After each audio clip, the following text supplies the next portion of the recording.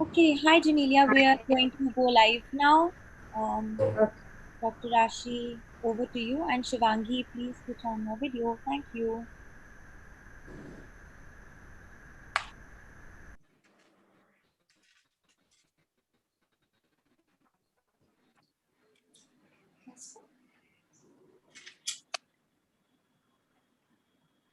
Hi, everyone. I am super excited to have all of you all as participants. You all are looking beautiful as always, but I wanted to tell you all a little bit about the sharing circle and why we have chosen to have all of you all together on this sharing circle is very often women have personal issue community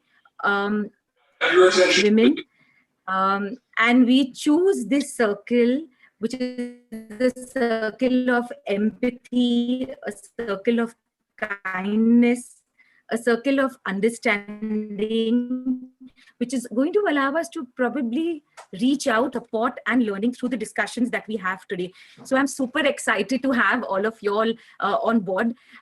Many of the women who are participants today have illustrious careers and are from different walks of life. But what binds all of us together is the fact that we are mums, most of us, and the fact that at some point or the other, we've had to deal with having tested positive for COVID, either ourselves or for our children.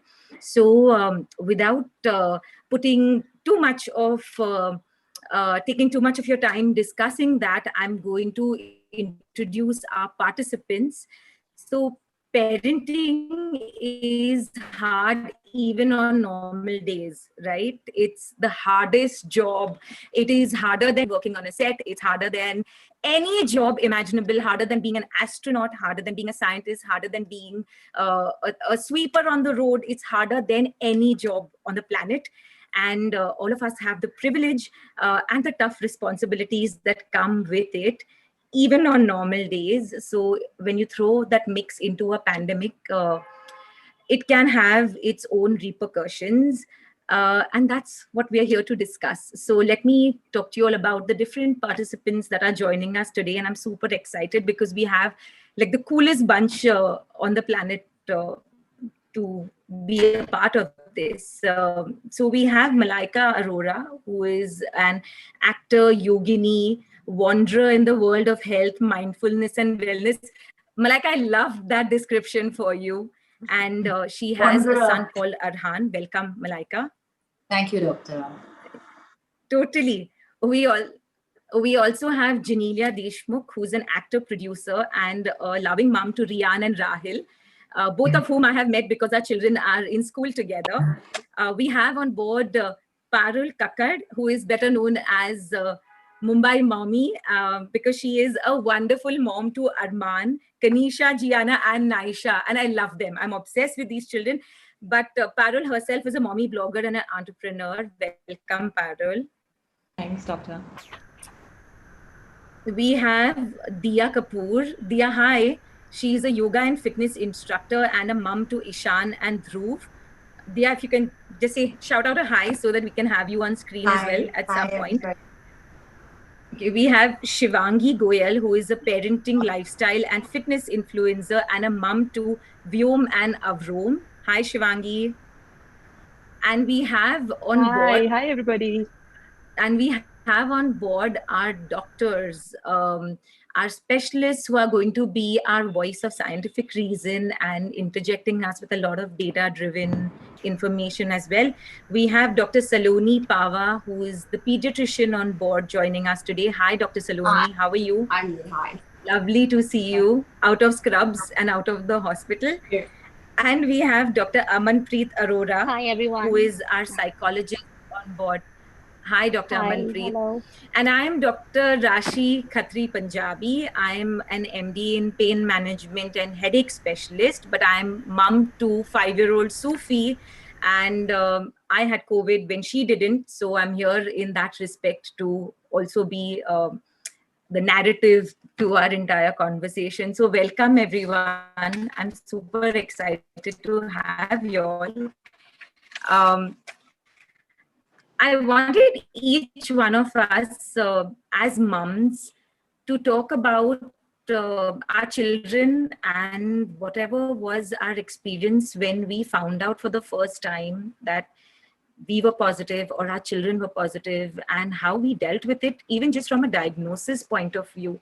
Malaika, do you want to tell us what you went through when Arhan tested positive or you tested positive? Well, firstly, thank you for having me here among so many illustrious and cool moms. So Is Malaika on? I feel like I'm in very good company and very happy company. Well, I tested positive, and Arhan somehow, by the grace of God, has managed to kind of dodge the bullet every single time.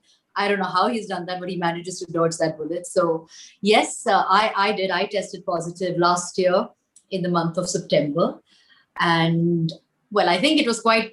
I think I must have got it because I was back at work, back on shoot, back on set. So I think that's probably one of the most common areas in terms of contracting it, because you're just exposed to just so many people at all times.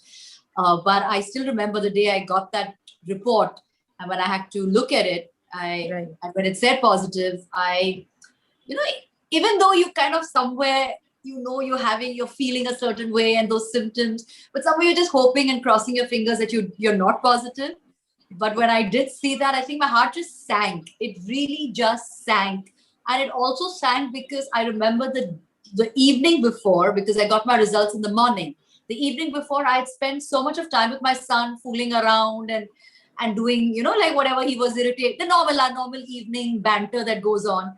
And he kept making fun of me, and he, whatever. And that's all that went through my head. I was like, oh my God, am I responsible now for, like, poor guy. I think he's managed to keep himself safe until now. And I'm the one who's gone and got it and everything. So there was a sense of guilt. There was a sense of fear. There was a sense of me being the cause. So there were a lot of emotions and feelings in that moment. So yeah, it was a very, very weird moment. I still remember something that when I read that report, it just felt like I was saying it also, strangely, my hands start shaking because it just feels so weird, because nobody can be spared. Everybody at some point in the country is going to get it. So, you just have to be prepared for it. Were there other mums on board who tested positive before their children? Any mum who'd like to talk in? So I was on my way back from Goa. Parul, did you? Yeah, can you hear me? We can hear you. Okay. I was actually on my way back from Goa to Mumbai, and I was feeling a little feverish, and I told my husband that I don't think I'm going to come back home. I'm just going to go to mom's house because it was empty. I said, I'm going to get myself tested, and it's going to be negative in the morning, and I'll just come home in the evening. And I waited for my report, and obviously they took longer than usual, and I got the report in the evening, and I was like, oh my God, like I just didn't do. There was a lot of setting and everything that had to be done because I was going to be away from the kids for 14 days now. So yeah, that's how it started. And you have very young kids. The range is wide, but you have also a very young child. Your youngest is what, 3 years old, Parul? Yeah, she's 2.5. So it's 2.5, 6, wow, 13. So yeah, it was FaceTiming every day. Luckily, I had enough help with the husband. So I was sorted that way, but it was really hard. Those 14 days were like a depression and ups and downs and all of that. So in our entire group of women who are here today, was there anybody who tested positive at the same time as their children and needed to isolate with their children? Yes. So hi Raashi. Even Hi Shivangi. It is actually very, very dramatic what happened with me. So the day after, just one day after my mother-in-law, we live in a joint family setting. So just after one day, my mother-in-law got vaccinated. She had fever. So 2 days later, we went to the doctor. He said, no, don't worry. It's about just the vaccine thing. And, she'll be fine soon. But it was not the vaccine thing. 3 days later, I discovered that I am having chills for no reason. for no reason. I was all well one day ago, and other day I'm having fever. So I was very sure that it is COVID. So now for all that period of time, my kids were along with me, and they are very young to be isolated, or for me to be isolated, so they cannot manage themselves. So it was like a family quarantine that we were doing, and in just the next day, I mean, the report took us 5 days. Yes, it after 5 days I was tested positive.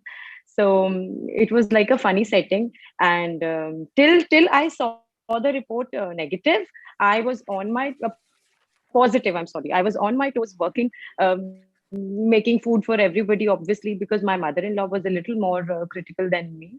And when she was all fine after 1 week, then I was after 4 5 days of my being positive, I was like, no, I can't do anything now, my body is drained. And my kids were along with me all through the time, so we had made it a rule that we wear masks, and we are not kissing, hugging and everything. But my kids are so young, both of them, so they are, it was very difficult for us to imbibe that thing in their mind, that we have to maintain distance even if we are sleeping together. So that was quite a challenge for us. Janila, I wanted to ask you. I know you mentioned, we know that you have Rahil and Rian, and you were isolating at a time different, I mean, separately from your children at that time, right? Yes.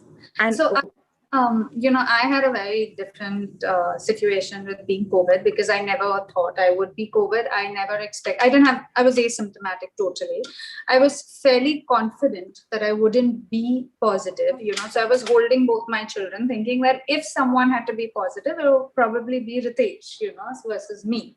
right. And when I got, because I had not stepped out, we had literally gone to the village to dodge the bullet. But, unfortunately, I was there and I had got it. And that's when I realized that it doesn't matter whether, you're out or whether you could get it anywhere. Like it's just that virus that happened to hold you, at that point in time. So when I got it, it was fairly new. It was like in August last year, so it was still, nothing was really there, and people didn't know enough, and people, it was just scare constantly. And when I got it, I was amongst my mom, my dad, my mother-in-law, my children. So the first thing that came onto me was, oh my God, I hope the rest of them are fine. I'll probably beat it off, but I hope my parents are elderly, my mother-in-law's elderly. I just hope none of them have got any of it. And then it so turned out that I was the only person in the house who had tested positive, and nobody else and we were all together. It was my birthday a day before. So, everyone's wished me, and it was just something that I couldn't fathom for the longest time. I, however, dealt with a bit of stigma, then, because, oh my God, how did you get it? Where were you going? Why weren't you careful? All those questions started coming up. And then a year later, which was the last month, was when my kids tested positive. Again, totally asymptomatic, but because Ritesh was shooting, we decided to all do a test, because we generally we do testing once in 15 days, just to make sure that, we're all good. And in that, these two turned out positive and we weren't positive. So the fear was that I'm going to turn positive being with the two kids. But obviously, I don't have a choice and I didn't want a choice. It's my children, so I'll be there. So I had two very different scenarios. The first one was being totally not prepared, having small children, the whole thing being put on to Ritesh to handle, and my parents and people who were there to help us. But it wasn't something that we were prepared for, and I wasn't in the same house as them. I isolated in a separate place, just because at that point in time, it was all so new. You just didn't want to send it, spread it at that point in time. So I felt the toughest part to be isolation, because I didn't have symptoms. For me, just being locked in that spot, and without having symptoms, I still tested positive for 21 days. So at some level, it was just something that I couldn't fathom. And when I say no symptoms, I literally mean, the first day, because I had tested positive, I checked my temperature and I had like 100, like a low grade fever, which in the next 1 hour went off. But had I not known that I was COVID positive, I wouldn't have tested. This would have been one of the things, just go ahead, you just feel a bit tired or whatever, and the next day you're fine. It was that kind of zone. So I found isolation extremely tough. Like at some point, I felt that it was mentally exhausted. It was something that at various levels, I felt other kids, and we all have kids who are doing distant learning now. And I think that is the toughest. It's tougher than being a mom at some level, because you yourself are putting yourself through that whole new thing of, fair enough, you're the mom and you're always the back cop most of the time. And you're trying to say, no, do this, do that. And like when I have discussions with the teacher, I said, we're not supposed to be teachers. So at times you get competitive. Why aren't you writing this? What is happening? So, and then being away from 2 small children whose school was starting in that week, when I tested positive. That was chaos. The next thing was having to deal with 2 positive kids, being with them because they were small. They were with me. They were sleeping with me. Of course, I wore my mask throughout, but I was just ready to get positive again, being with them for 14 days. Thankfully, I didn't. But I remember when my kids tested positive, I had this strange feeling of guilt that have I done something wrong that made them test positive? What did I do wrong? What could I have undone, in all of this?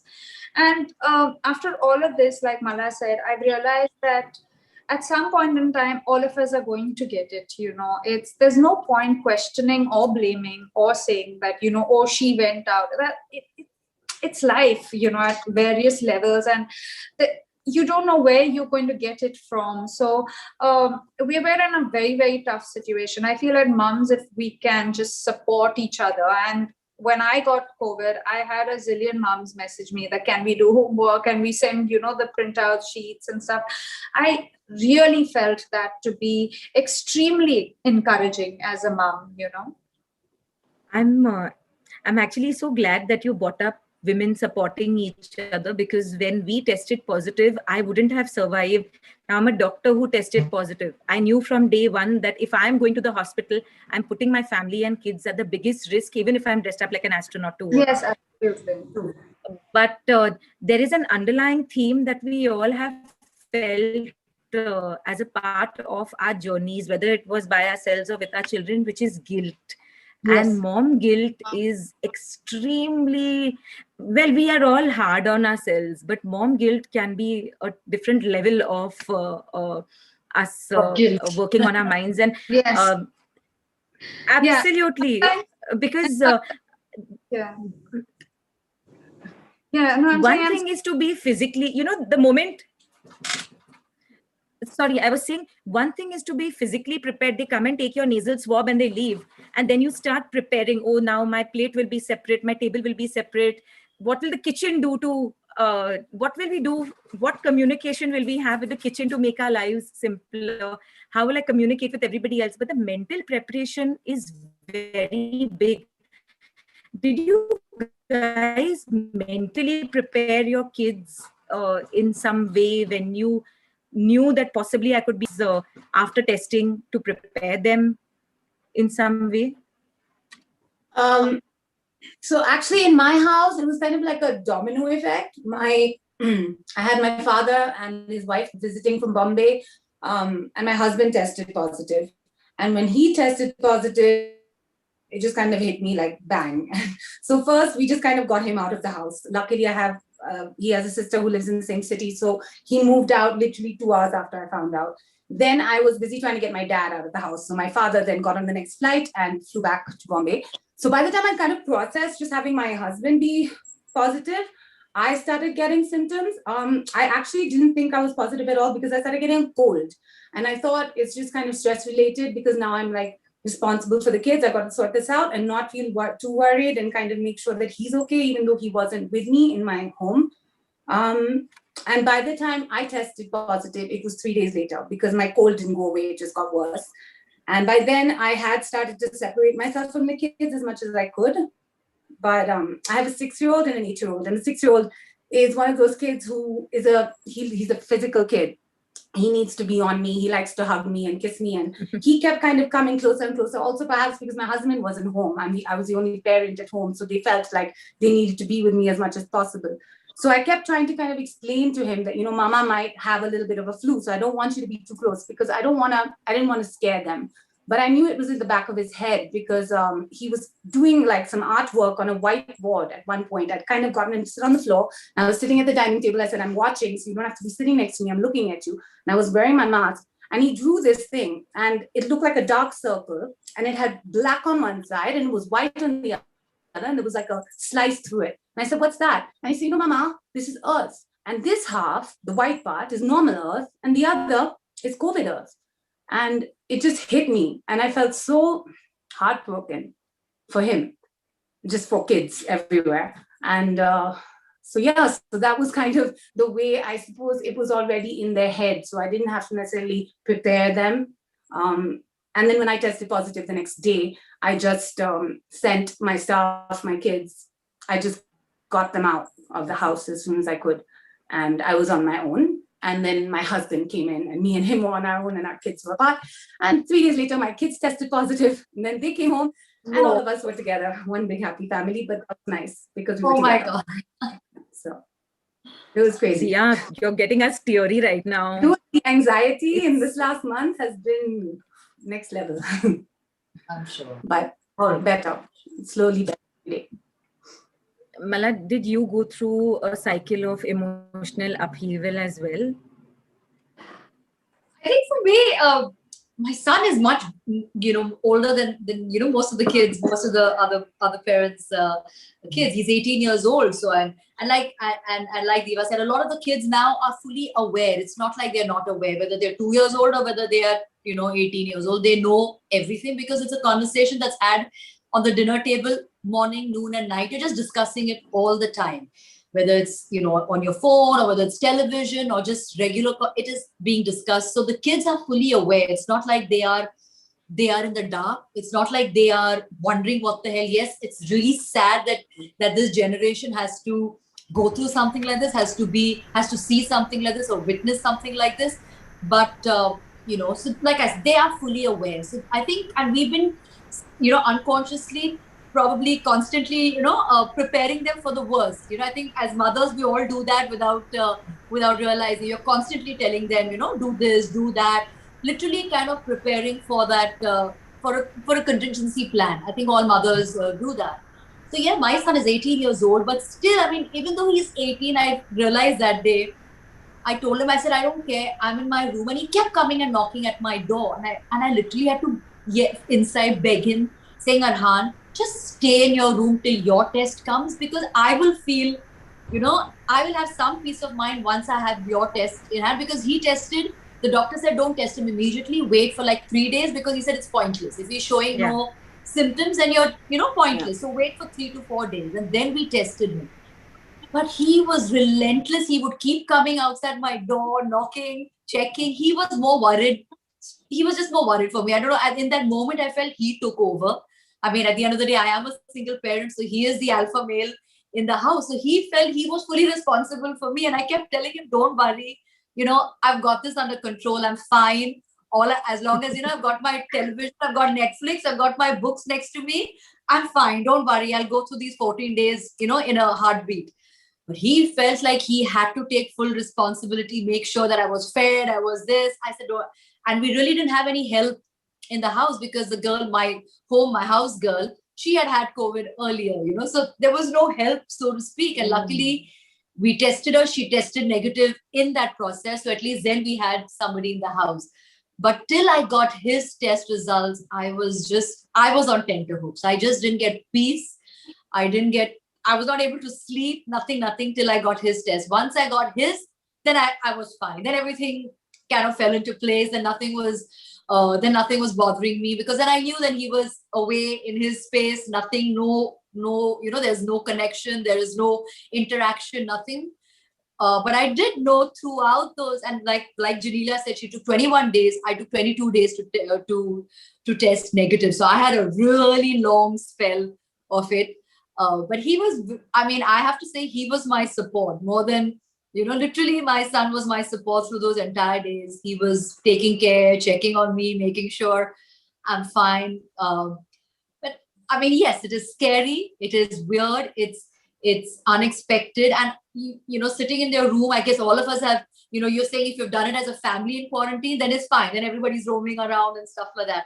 But to actually be in your room, I think it's just the most disorienting feeling for anybody. I mean, even though it's your own room, your own space, but it is disorienting.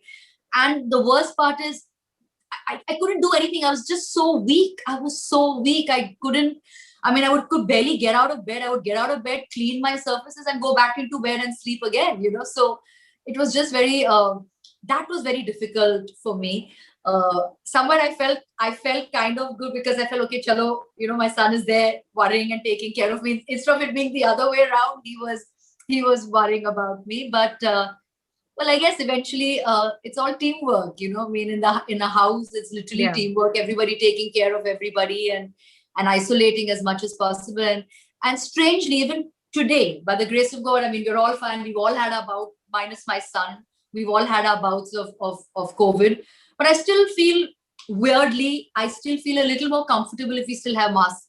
We still wear masks in the house, I don't know. I want to break that cycle, but I still do. Like if I go into the kitchen, if my girl is in the kitchen helping me, I'll still wear my mask because I just feel it's sad, but that is the way of life, the way it is. I would love to break that, that weird way of living. But yeah, I still wear my mask when I step out of my room.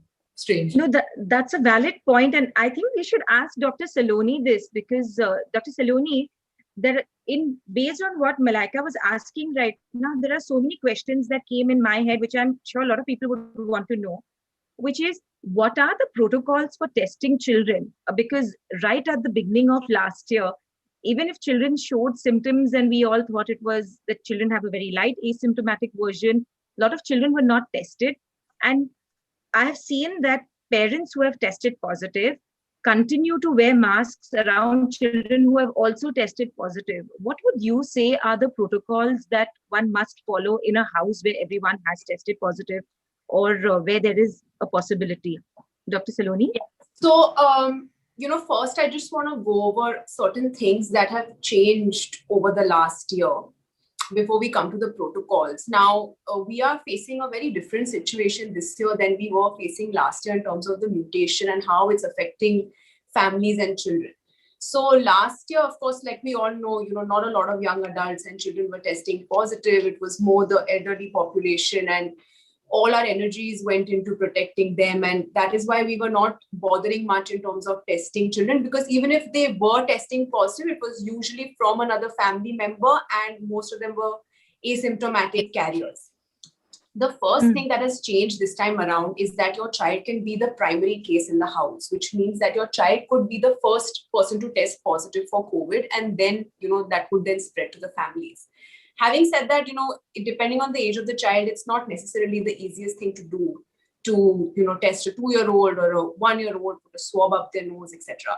So the protocol we follow for children mostly is that if a child is even mildly unwell, as a precaution, the first thing to do is isolate from the other family members, with one person assuming responsibility as caretaker for the child. So between the mother or the father, whichever parent is available and not sick, take responsibility for your child. Of course, the caretaker has to take care of themselves. So please mask up and hand washing, sanitization, COVID appropriate behavior, and isolate the child from all the other family members. That's step number one. If your child is mildly unwell, we would still not recommend any panic testing because, most kids are recovering within 3 to 5 days. Now, if your child's illness goes beyond day 5, definitely get a COVID test done. If in this time period, any other family member is testing positive, get the adult tested because that's easier to do. If you get a positive report for an adult for COVID, you obviously know the child has COVID. And if the scenario is the other way around, where adults are sick and they already have a positive COVID test and the child then falls sick, then of course, in that case also, it's COVID. So, again, rampant testing for children is not something we're doing because it's not necessarily needed. It's easier to go by the adult's report unless the child is sick beyond day 5. This is the basic protocol in terms of any symptom a child throws up for the next 3 months to come. With this new mutation, things are still evolving. We're still learning. A lot of new symptoms coming up in young adults, etc. We didn't have this many cases in pediatrics last year. So as we see more and more cases, we're learning more about how this disease is affecting the pediatric population. So always better to be extra careful, take extra precaution. I'm hearing a lot of everybody's first response being that of fear, anxiety, panic, guilt. Where did I get it from? Have I passed it on to my family members? And that's it's a reality we all live in, right? As doctors, we go to the clinic every day, we can't not go, and you come home, you're staying with your families, and you're constantly in this fear of like, if something happens to me, am I going to pass it on? So the first thing to do if you get sick is just isolate, break the chain, and even the family members, don't take it lightly. Like everybody isolate from each other, isolate from the world. That's the way you cut the chain and check the spread. Otherwise, this thing's going to keep going on and on. Thank you, Dr. Salloni, for sharing the medical perspective from a pediatrician's point of view. I always say this, that our human body has a physical body, but it is the emotion and your mental strength which will show you through to the other side a lot of times as well. And this is me talking from a pure allopathic perspective as well. What are the things that you would recommend for, say, mothers who are going through their emotions, which is absolutely natural? We have to, right? We are mums. But what are the things that we can do to even support our children? Because even in terms of communication, younger kids, how do we tell them? We have made them panicky for one whole year, telling them, don't touch the lips, don't touch the floor, don't touch another kid's toy. And now you're also going to tell them that mama has corona and mama is going to be in this room and you're not going to see her. You're going to be with Didi or you're going to be with Papa. So any tips, Dr. Amanpreet, for moms? Yes, hi. Dr. Amanpreet, are you? Yes, I can hear, yes. Hi. So yes, of course, when you're tested positive, there are a range of emotions that you're experiencing, and some of them you can't even label. Like Malaika was telling, that sense of fear and sense of guilt. There's so many emotions are coming up. So of course, it is overwhelming for a mother, because of course at the same time she's also thinking about the children. And so I would suggest here, of course, the emotions. Basically, the emotions are not supposed to stuck in our body. So emotions are supposed to release through our body. Right. So here we can, start with some practices, like for if the mother is tested positive, take some time all by herself so that she can just release this emotion and constructively think about the plan about the isolation period. So here, I think the journaling is a very, very effective step to release emotion. It's very handy. You just have to have paper and pen. Just write down all your emotions, because you are worried, you're overwhelming with so many emotions, and at that you are trying to, it's uncomfortable to feel those emotions, so somehow you're just trying to push those emotions backward, and it really not nice for your well-being. So it's better that you write down all those emotions and let them really go. And of course, there are so many methods that you can do to release emotions, but journaling would be a very effective way. So write down all the emotions. It might just sound very, it might not make sense in the beginning, but once you start doing it, you will be amazed with the fact that how quickly and effectively it works. So that's one point, because of course you want to, prepare yourself first in order to help your child, in order to help make your child prepared for it. So it is important that you do it for yourself. What is happening here when you are, you have like you have intrusive thoughts, so many thoughts coming to your mind, and some of them are like you're perceiving. They're not in real. Of course, you're thinking that what I'm, going to do, all by myself in a room, and how my children are going to do it, what is going to happen in the kitchen. There's so many things that is in there in your mind, but some of them are not real. Like you're just perceiving them. So our brain really takes them as a threat, even if it's perceived threat or real threat, our brains take it like literally that there is some danger, So our brain gives a message to our body that there is some kind of danger, so we have to respond accordingly. Like for example, your body will start releasing stress hormone because there is some danger. So here I'm focusing on this thing, that please try and release your emotions. Maybe you can just start dancing, okay, you just do journaling or do things like that, and then you can just gradually shift on to grounding. I'm sure Malaika and Diya, who are into yoga, they must be knowing about this grounding, that when you're involving all your senses into the moment, okay, you're involving all your senses into the moment, because when you have released your emotions and you're shifting your focus, you're kind of getting a clarity. Like, how are you going to go about it? Because otherwise, you're so overwhelmed that because you also have to prepare your child for it. So it's better that you help yourself first. And whenever there is an imaginary threat, kindly sometimes it's like, I don't want to think about that, just stop, I don't want to think about that. If you tell yourself that you don't want to think about that, which is something negative, so what is happening here again, your brain is receiving a message that something that I should not be thinking about, then there is some danger out there.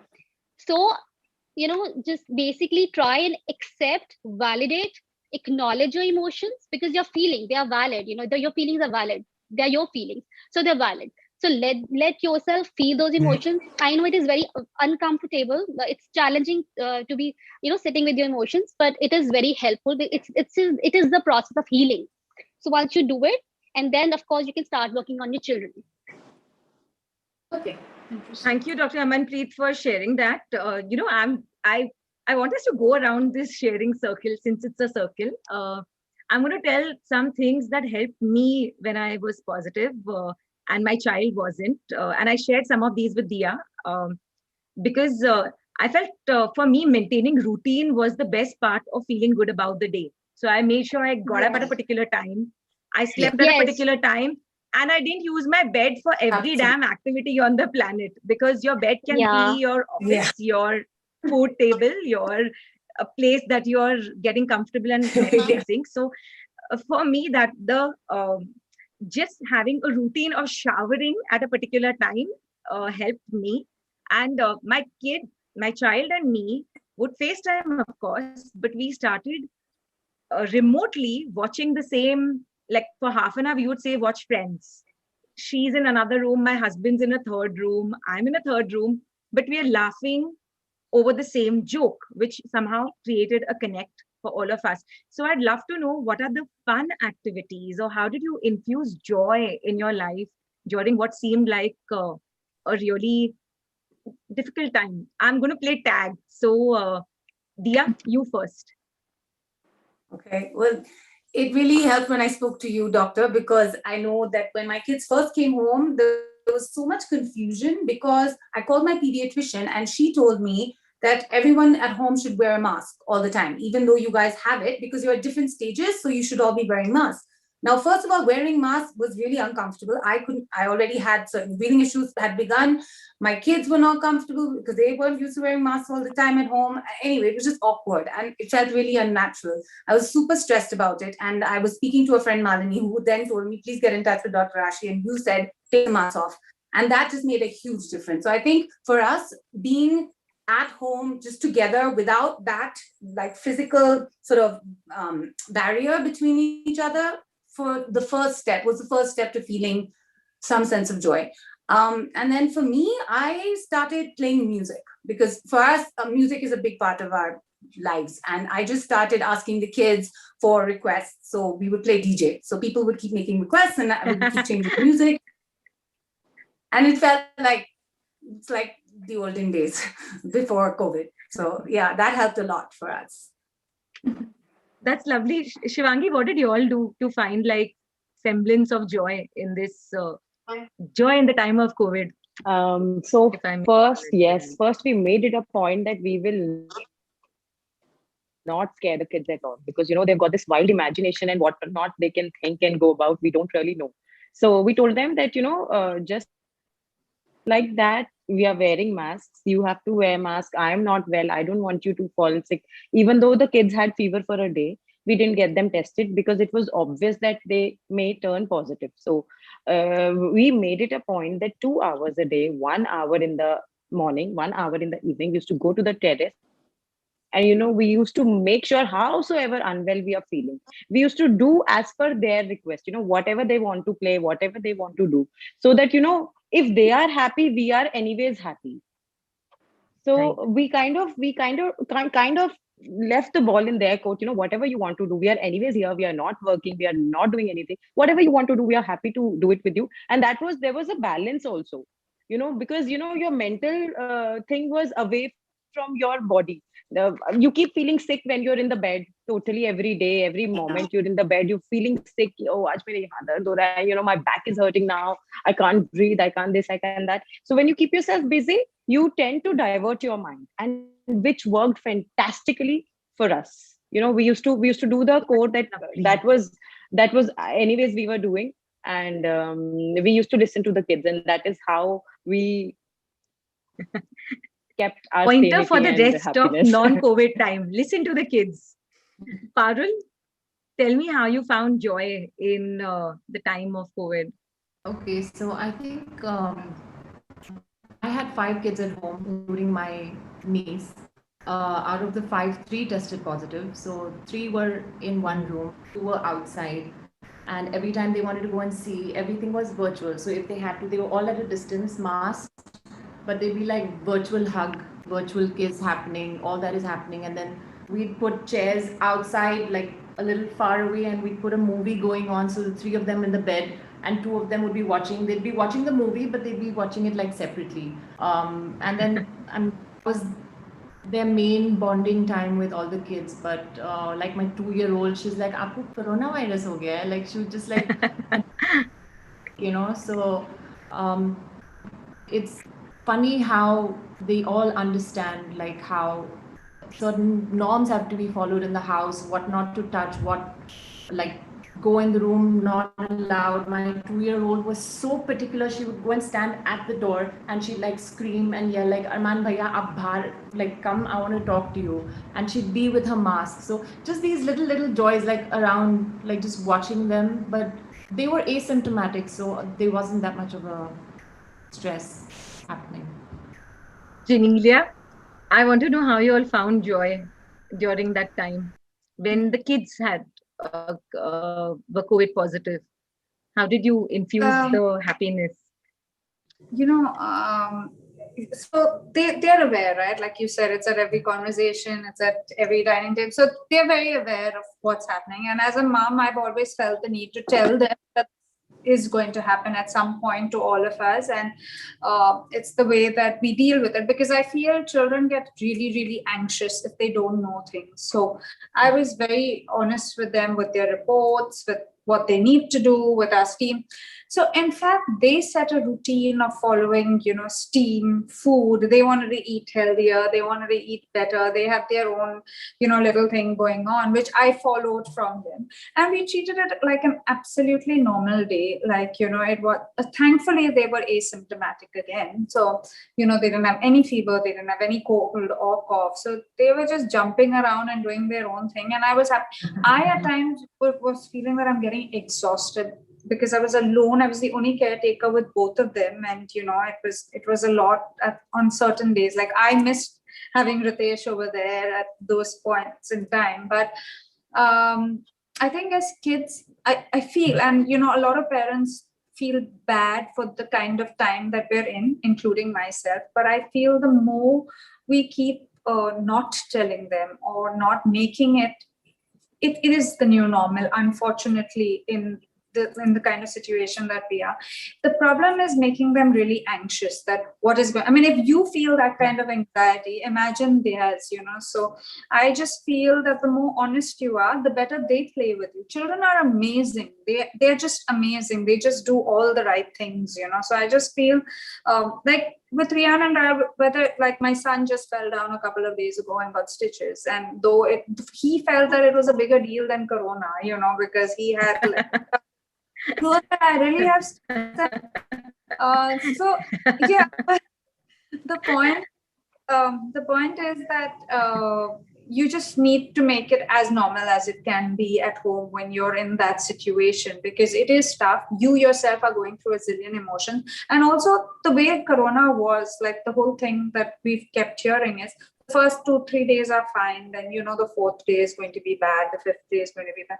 So in your head, especially where I was concerned, I just was waiting, okay, when is it going to happen? But when my kids were concerned, I was like, oh my god, how am I going to deal with this? How am I was mentally preparing myself for a lot more than it is. And then I realized that fear is actually an emotion that doesn't exist. You just give it so much weight, and you just make it weigh on you so much that it's not something that you can do. Like, it's as a mom, that's what you do the best, I think, half the time, because you're just fearing all the time. But it is an emotion that doesn't exist, literally doesn't exist, which I realized during Corona. I was like, so then we sat down and we said, we'll just take every day as it comes. Tomorrow, if you spike a fever, we'll head in that direction. Tomorrow. So I spoke to them throughout, and the rest of the day was normal. They did their whole distance learning in the morning. We, sang. But I also followed their routine to T. Like, there was nothing like, now that you have Corona, we'll sleep at 12 o'clock instead of, my children sleep really early. They sleep by 7:38. I followed that routine. I was fine. They were fine, because I was so exhausted by the end of the evening, because I was doing so much more than, regularly having help. I felt it helped me also rejuvenate for the next day, which I like that. Joy in routine. I love that. Yeah, Malaika? I often wonder why the routine has to go off. It's like my biggest problem. I'm like, No, I'm a routine person. I swear by routine. That's what keeps me going, actually. But honestly, for me, there were just 2-3 things that I followed every single day. Similar to what Dr. Raashi said, actually. For myself, one thing that made me personally feel very happy and very good was every morning I'd wake up and I'd go and sit in the sun.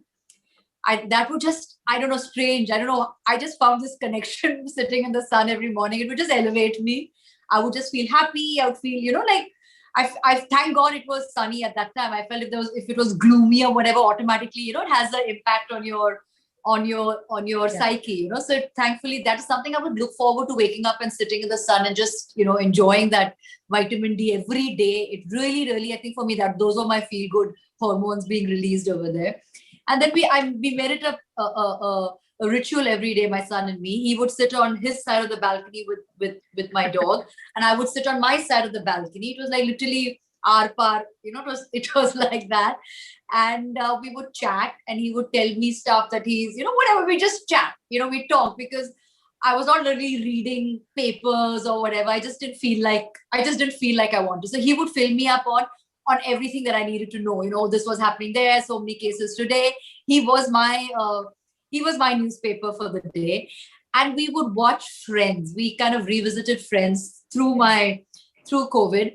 So we would watch the same season, same episode. He would watch in his room and I would watch in my room. So it was like you said, it just kind of felt like a nice connect. We laugh at the same things, we joke at the same things, and so we literally visited the entire, season, from season 1 to whatever was the last 8, season 8. We saw the entire thing of Friends through COVID. So it was nice. It was a nice, fun bonding time. It really caught up on conversations, and I think kids, we kind of miss that because they're so busy doing their thing and, trying to track them down and keep pace with all of it. We just would talk. And for me, that really felt, that kept my spirits high, so it was fun. And honestly, after a point, it just became part and parcel. I didn't feel like I was not well or, I had COVID or whatever. It just became a ritual that every day we got to do this at a particular time. Literally, if I was sleeping, he would like call me, says, come on outside. It's 5:30. We got to sit outside and chat. So I had my chair. He'd have his chair. I have my chai and biscuits. Literally, that's how it was. I felt like we were sitting in some Nana Nani park doing our thing. But you know what? It was fun. It made us smile, made me feel better, made that distance feel less. We kind of bridge that distance, which kind of felt. So the silver lining of COVID was that it got us to communicate a lot with our children. And spend time. You never realize how much time you all spent with each other, whether in lockdown, during COVID. We've all just, really bonded as as a family, you know, which is such a good thing, which we kind of, I think in today's day and age, all of us have lost it at some level because everybody's so busy doing their own thing. It's kind of brought everybody together. Dr. Salloni, I would love for you to tell us a little bit about what you think are things that we should do medically at the end of, say, the COVID period, right before the reunion. What are the things that we should be doing before we jump in and have that jadoo ki jhappi or puppy with our child? So, I also actually want to add a little bit to this whole mental health discussion. And, like the anxiety that everybody's experiencing is so real. Children are experiencing anxiety as well.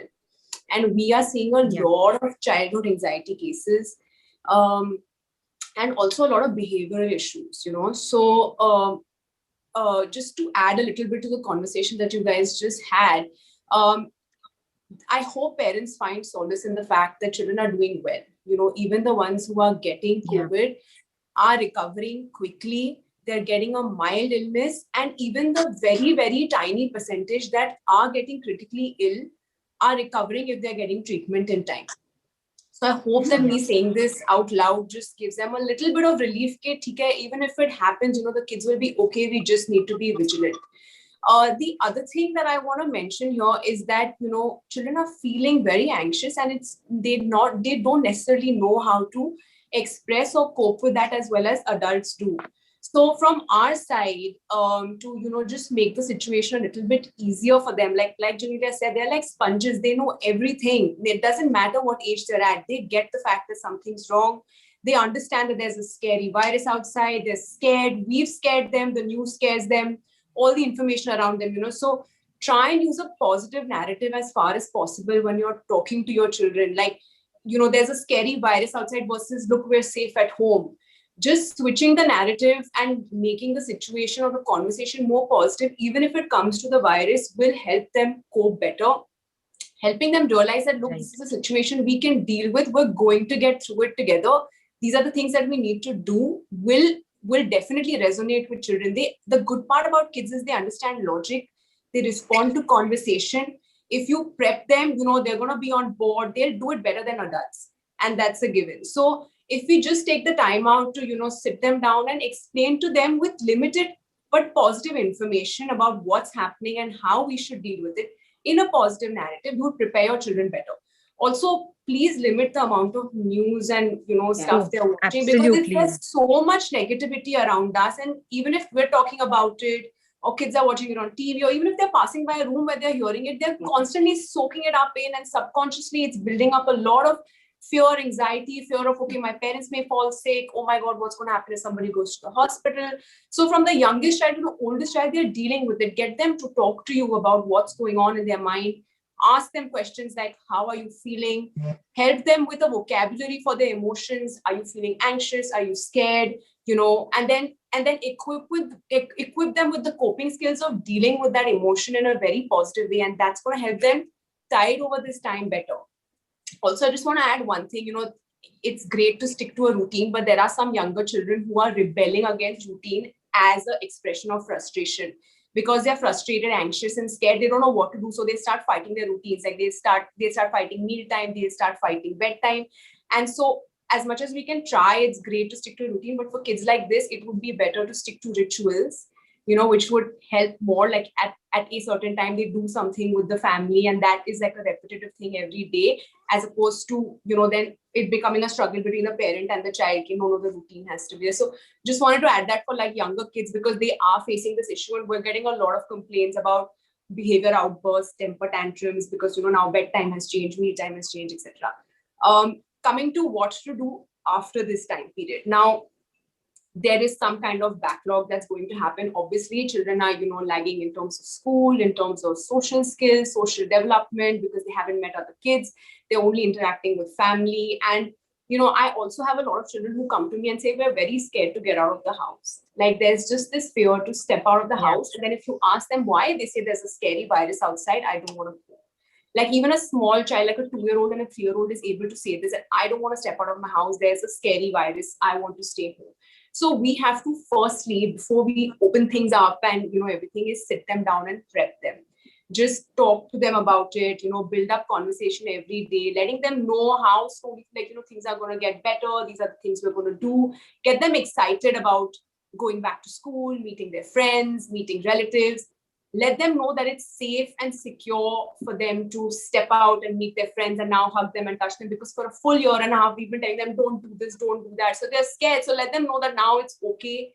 Give them the time to adjust and enter into this period of feeling safe and secure. While you want to gently nudge them, we don't want to push them too much when they are not ready. So it needs to be a balance of letting them know that, yes, now we're safe, secure, giving them the time to overcome all the negative emotions they have imbibed subconsciously over this year, and helping them cope with that and understanding that, look, now we're okay. These are the things we're going to do. Get them excited about all the new things that are going to come, and then support and, be there with them and give them the time they need to transition back into a normal world. It could take 3 to 6 months, depending on every child and the age group. So that's the amount of time we as parents would then need to dedicate to the child in terms of helping them adjust in this transition period. Salloni, that was beautifully put. You have actually summed up. There's so much that we want to do as parents for our children also, right? And you've given us so much direction. I want to say something over here. Parul, your video when you met your children after coming out of isolation made me howl. I was so happy. I was cheering, and I'm a very logical doctor, and I was howling because I was so happy for your reunion.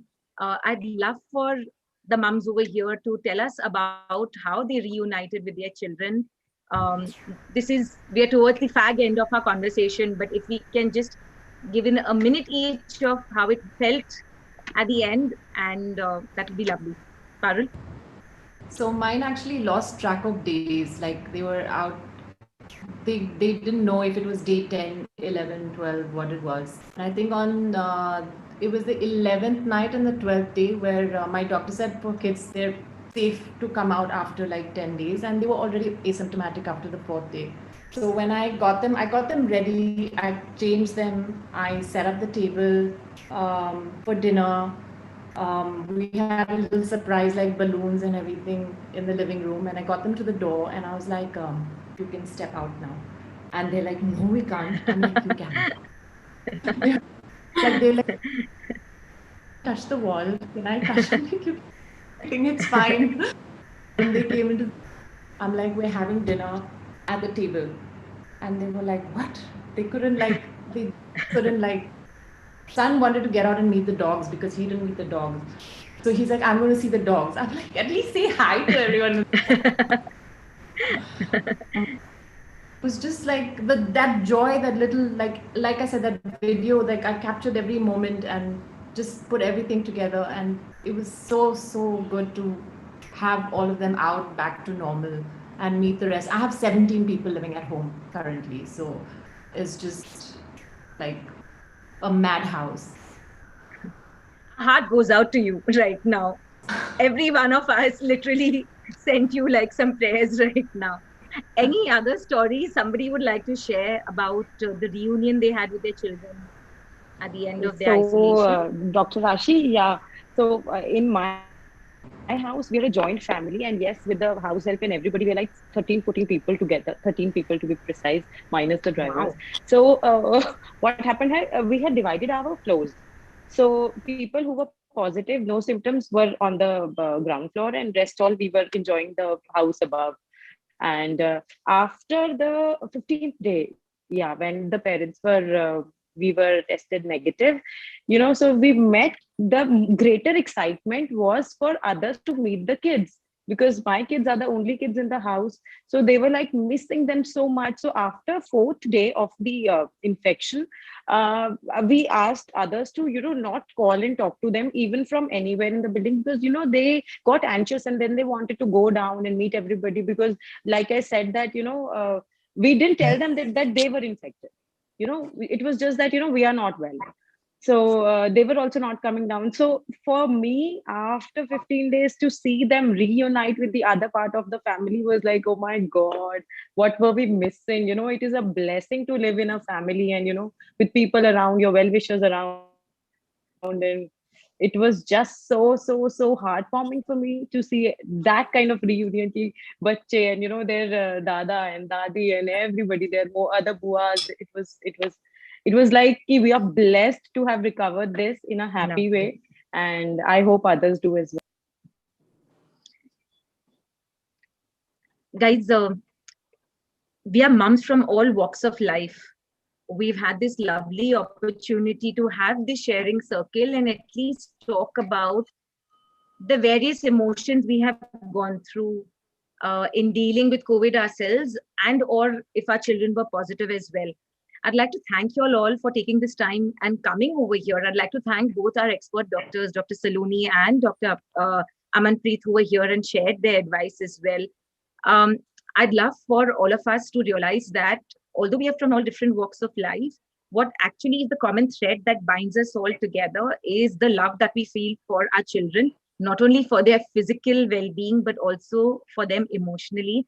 And we are really blessed that we've all come unscathed out of this situation. Let's pray that a lot of people, a lot of mothers and children in India also receive the kind of privilege that we have to information and to good health. So thank you so much for joining me. Sending prayers out to all the moms and children in India. And grateful for your presence today. Thank you for joining the sharing circle. Thank you. And a big thank you to Malini. Malini, wherever you are hearing this. Thank you, Thank Thank you, everybody. Bye, It was a Malaika. Thank you, pleasure. Genelia. Thank you so much. Thank you, Parul. Thanks, Diya. Thanks, Shivangi. Thank you, Dr. Salloni. And thank you, Dr. Amanpreet as well. Thank you. Bye. Bye. Bye. Bye. Good night.